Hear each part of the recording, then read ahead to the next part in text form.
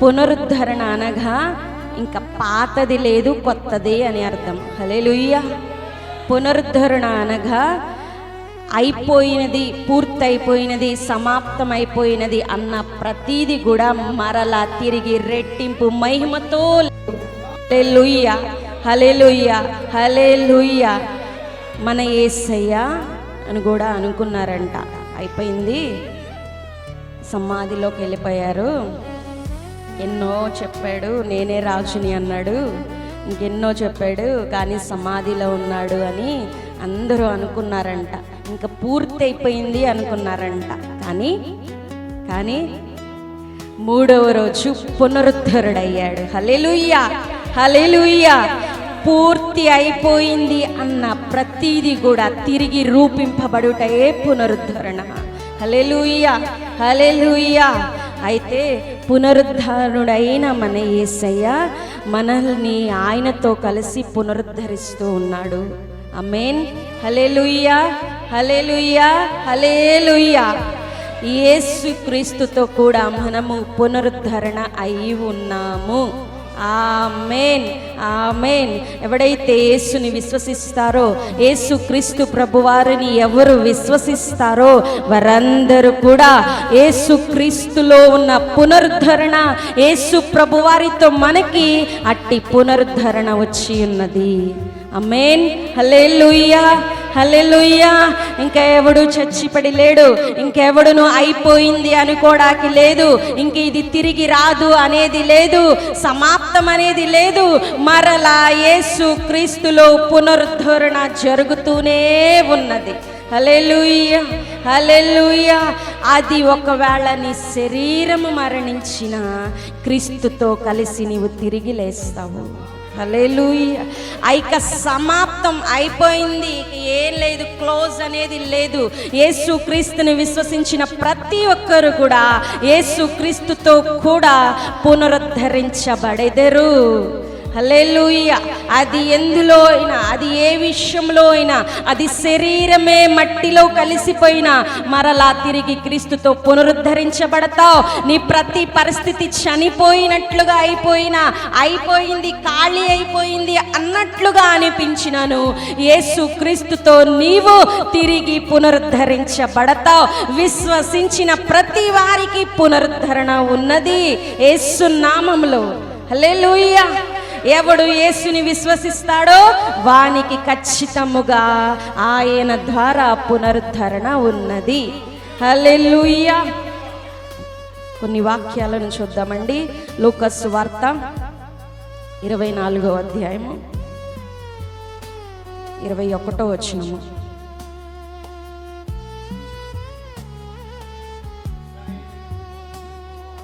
ఇజ్రాయేలును విమోచింపబోవాడు ఈయనే అని మేము నిరీక్షించి ఉంటిమి. ఇదిగాక ఈ సంగతులు జరిగి నేటికి 3 దినములాయను. చాలండి. హల్లెలూయా, హల్లెలూయా. ఇక్కడ సందర్భం ఏంటి అంటే, యేసు ప్రభు వారు చనిపోయి తిరిగి లేచిన తర్వాత, ఇంకా లేచారు, ఆ తర్వాత ఇద్దరు మాట్లాడుకుంటూ వెళతారు అన్నమాట. ఇదిగో ఈయన యెరూషలేము వారు మాట్లాడుకుంటూ వెళుతూ ఉంటారు. ఏమని అంటే, యేసు ప్రభువారు ఇలాగున జీవించినంత కాలం కూడా ఈ విధముగా చేశారు, ఇలాగున నేను తిరిగి లెగుస్తాను అని చెప్పారు. ఆ రీతిగానే యేసయ్య లెగిశారు అంట. వాళ్ళు చూశారు అంట సమాధి ఖాళీగా ఉండడం అని చెప్పి ఇద్దరు వ్యక్తులు మాట్లాడుకుంటూ వెళుతూ ఈ మాటని అంటూ ఉన్నట్లుగా ఈ సందర్భం అన్నమాట. ఏమని అంటే, ఇజ్రాయేలును విమోచింపబోవువాడు ఈయనే అని మేము నిరీక్షించి ఉంటిమి. హల్లెలూయా, హల్లెలూయా.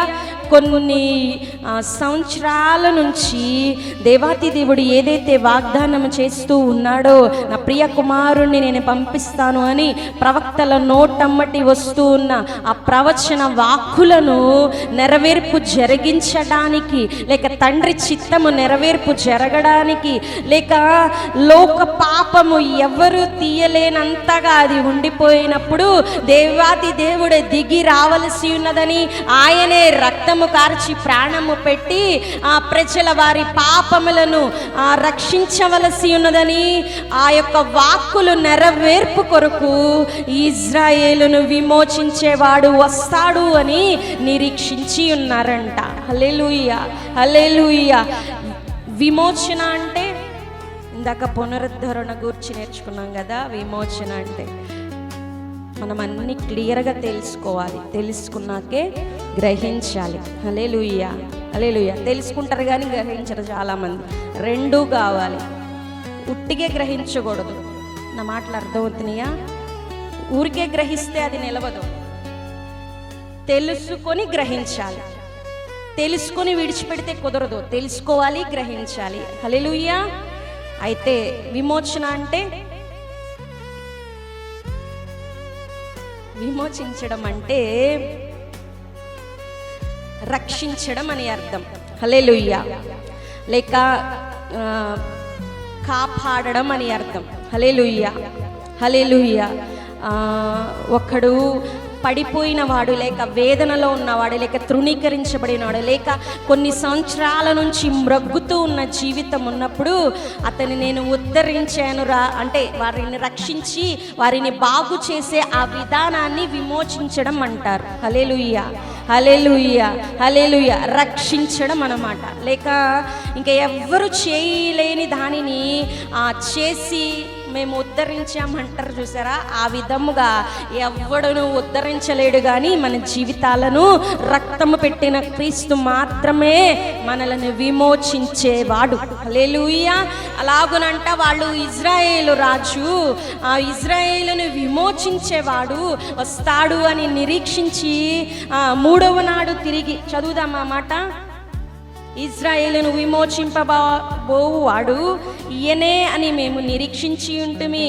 ఇదియు కాక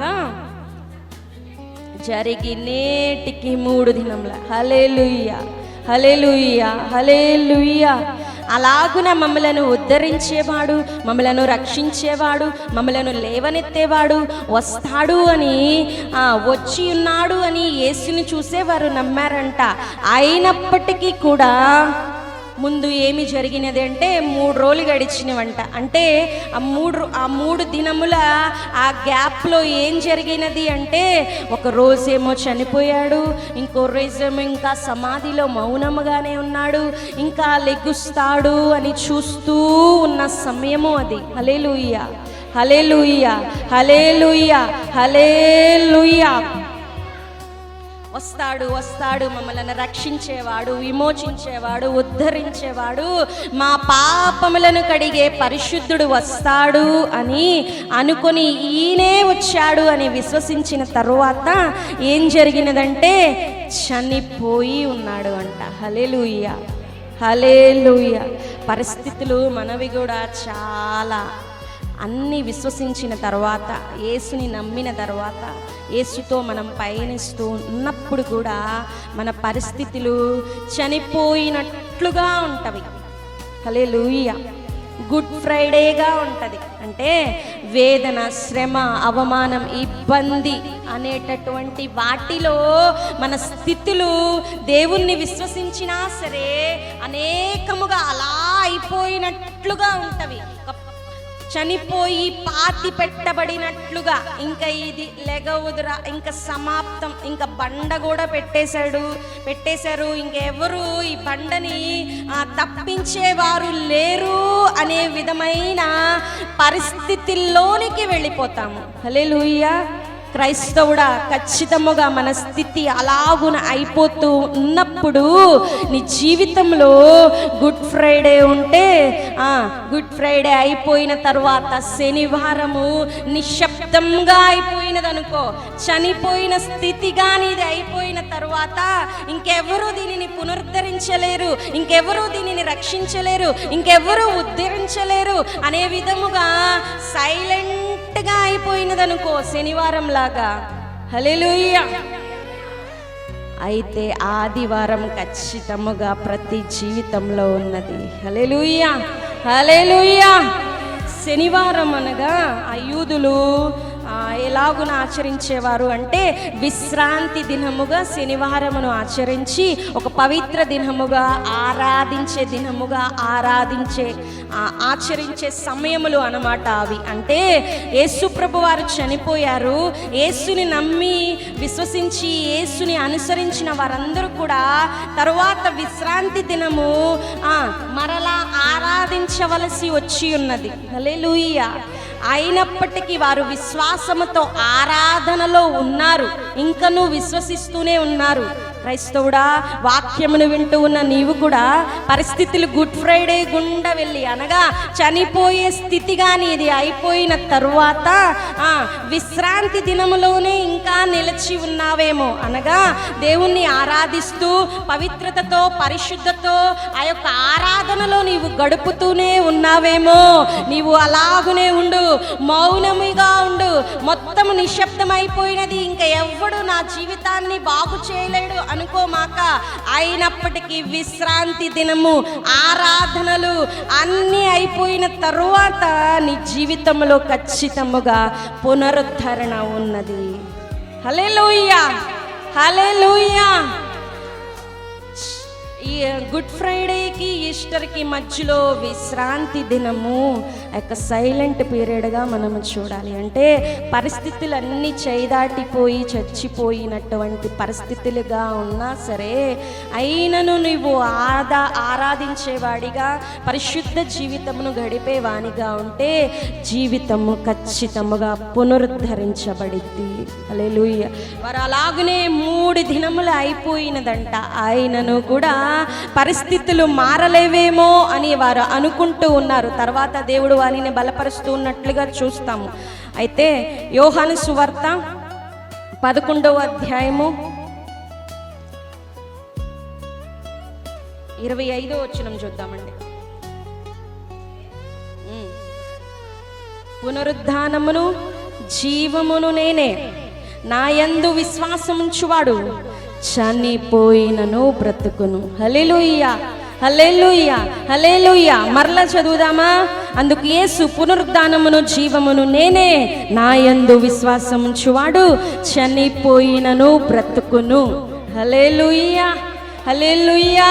గుడ్ ఫ్రైడేగా లేక శుక్రవారముగా లేక పరిస్థితులు ఇక క్లోజ్ అన్నట్లుగా ఉండినను కూడా ఎవడైతే ఇంకా విశ్రాంతి దినము లాంటి పరిశుద్ధ దినములు గడుపుతూ ఉన్నాడో వాడికి ఖచ్చితముగా యేసులో పునరుద్ధరణ ఉన్నది అంట. హల్లెలూయా. అందుకు యేసు, పునరుద్ధానమును జీవమును నేనే. ఎవడు విశ్వసిస్తాడో, ఎవడు నా యందు నిలిచి ఉంటాడో, ఎవడు ఇంకనూ పరిశుద్ధత కలిగి ఉన్నాడో వాడు నాలో తిరిగి పునరుద్ధరించబడతాడు. హల్లెలూయా, హల్లెలూయా. గనుక మనము కృంగిపోనవసరం లేదు. ఈరోజు గుడ్ ఫ్రైడేనే లేక నా జీవితము మొత్తం అయిపోయినదే, యేసయ్య మంటిలోనికి వెళ్ళిపోయాడే అనుకోమాక, మంటిలో వెళ్ళిపోయాడు అనుకోమాక. మట్టి చేసేసి ఒక బండరాయి అడ్డు పెట్టి ప్రభుత్వం వారు సీలేసేసారు అనుకోమాక. ఇంకా ఈ బండను ఎవరు తొలగించలేరు అనుకోమాక. వాక్యం చదువుదామా? లూకా సువార్త 24వ అధ్యాయము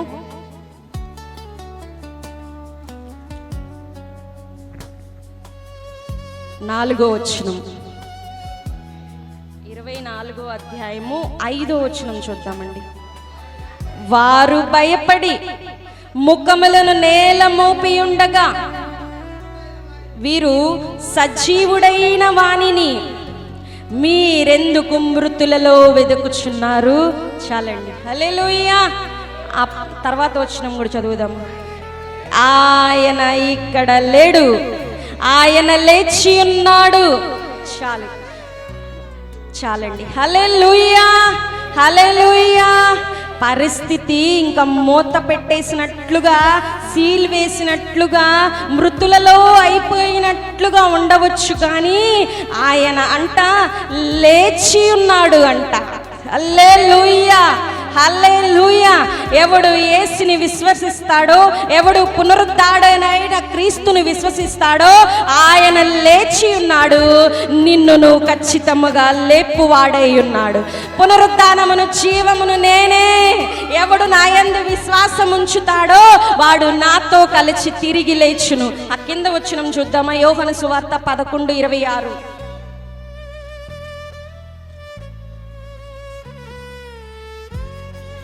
బ్రతికి నా యందు విశ్వాసముంచు ప్రతి వాడును ఎన్నటికి చనిపోడు.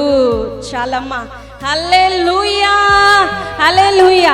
ఎవడైతే క్రీస్తును విశ్వసిస్తాడో వాడు పునరుద్ధానుడైన క్రీస్తుతో తిరిగి లేచేవాడు. వాడు మృతులలో పెట్టబడి చనిపోయిన స్థితిగా మృతమైపోయినట్లుగా ఉండదు, కానీ విశ్వసించిన ప్రతి వాని జీవితం పునరుద్ధరించబడుతూ ఉన్నది.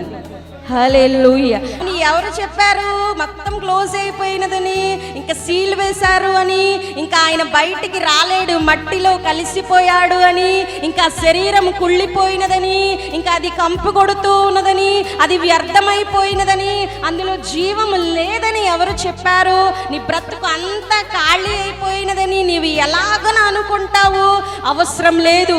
ఈ యేసుని విశ్వసించిన ప్రతి ఒక్కడికి పునరుద్ధానుడైన క్రీస్తులో పునరుద్ధరణ ఉన్నది.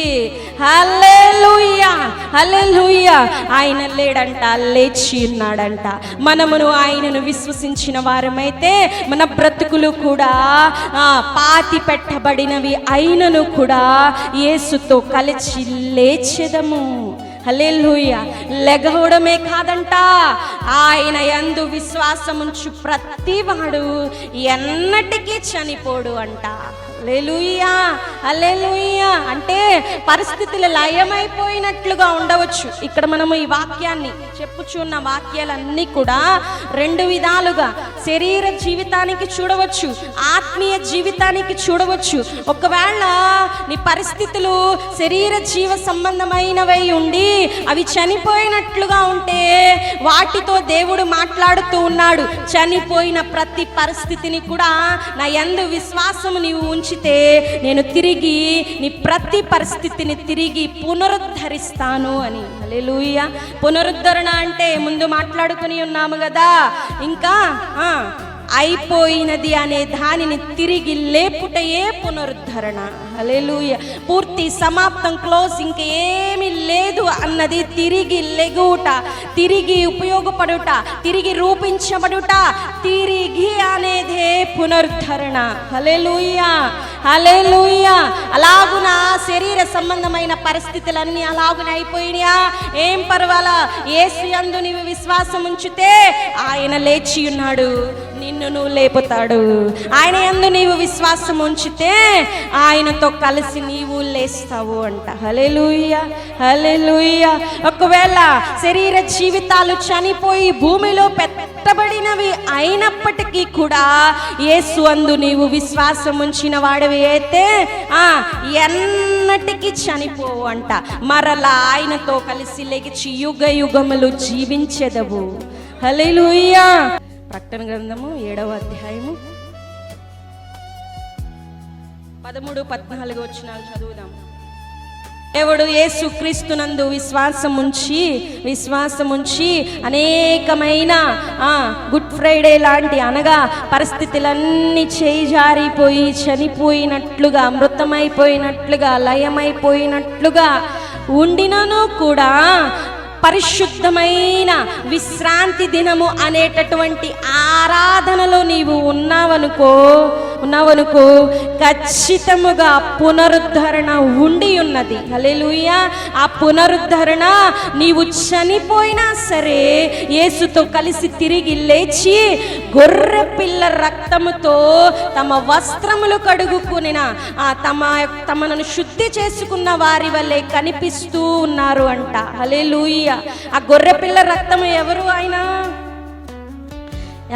ప్రభువైన యేసు క్రీస్తు వారి యొక్క పరిశుద్ధ రక్తము నీతో ఉండగా, నిన్ను కడుగుచూ ఉండగా, నీకు జీవమునిస్తూ ఉండగా, నీకు జయమునిస్తూ ఉండగా, నీవు నడిచిన బ్రతికిన దినముల్లో శ్రమ కలిగినను, ఇబ్బంది కలిగినను, నీ శరీరమే లయమైపోయినను పర్వాలేదు, కానీ గొర్రె పిల్ల రక్తముతో ఉదకబడిన వారు తెల్లని వస్త్రములు వేసుకుని సింహాసనాసీనుడైన దేవుని ఎదుట స్తుతిస్తూ ఆరాధిస్తూ ఉన్నారంట.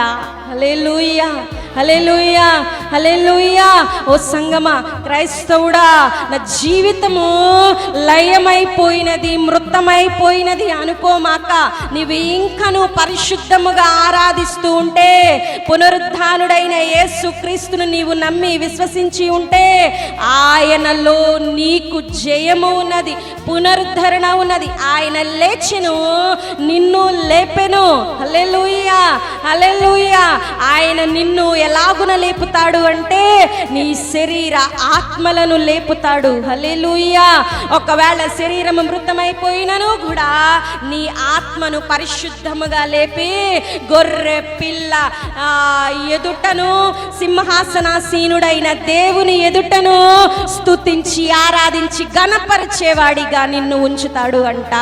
హల్లెలూయా, హల్లెలూయా, హల్లెలూయా. గనుక పూర్తయిపోయినది అనుకోమాక, సమాప్తమైపోయినది అనుకోమాక, ఇంకా సీల్ వేసేశారు అనుకోమాక, అవ్వలేదు.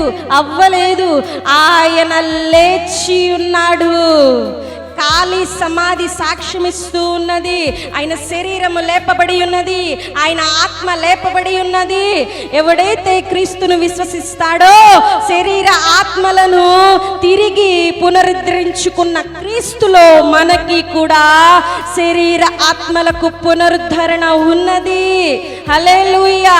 నీ శరీరము లయమైపోయినా, పరిస్థితులు చేయి దాటిపోయినా, దేవుడు ఆయన యందు విశ్వాసం ఉంచితే ఆయనలో నీ శరీరము అనగా నీ శరీర జీవితము తిరిగి బ్రతుకును. ఒకవేళ పరిస్థితులు చేయి దాటినను కూడా ఆత్మ ఆయన యొద్ద లేచి ఆయనను స్తుతించేదిగా ఉండును. హల్లెలూయా, హల్లెలూయా. ఆయన లేచి ఉన్నాడు, మనము కూడా ఆయన యందు విశ్వాసం ఉంచి లేచుదుముగాక. ఆమేన్. దేవుడు